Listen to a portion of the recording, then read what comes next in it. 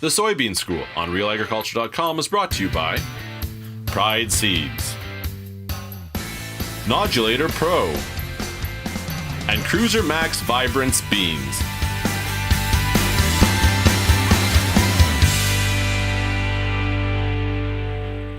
Let's begin with some fundamentals of weed competition in soybeans. So number one, weeds that are emerged before or with the crop or as the crop is coming out of the ground, they impact yield loss the most. So if we have things like Canada fleabane up prior to the emergence of soybeans, that's not good. That's number one.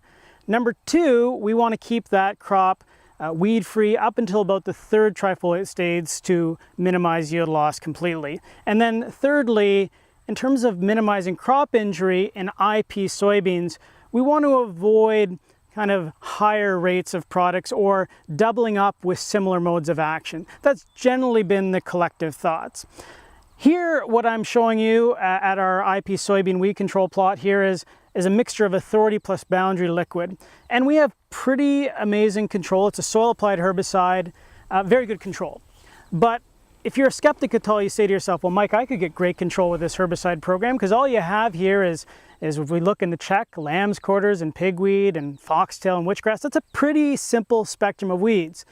I have Canada fleabane. It's resistant to Roundup.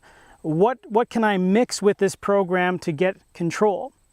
Well, typically we think of mixing a product called Aragon with Roundup in the burn down and then including things like Authority and Boundary. Here's the tricky part. I mentioned we want to avoid mixing kind of similar modes of action or doubling up on herbicide rates because that could cause crop injury. Authority in this tank mixture here is a group 14 herbicide. Aragon, which is used to control Canada fleabane, is a group 14 herbicide. So what happens if we mix them together? I'd want to do that. If I had Canada fleabane and I wanted to put down a soil applied herbicide, I'd want to mix those two together. But does that really increase our risk of crop injury? Well, luckily here at this trial, we've evaluated just that. So we take a look here, Authority Boundary liquid looks fine. But what happens when we mix Aragon, another herbicide that's of the same mode of action as Authority? Let's take a look. So now in this plot, what we're looking at is the same base herbicide program, so Authority plus Boundary liquid. Now we've added also the Aragon, and as you can see here now, we're a couple of months away from application. Soybean crop looks good.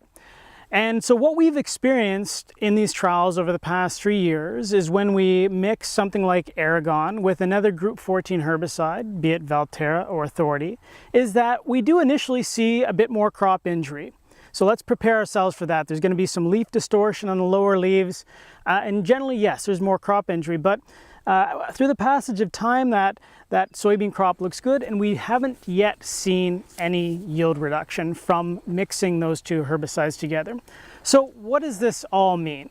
So a couple of things. One, this is only one site in one location. We've only done it for 3 years and at a couple of different sites on pretty nice forgiving soil, pretty nice forgiving conditions.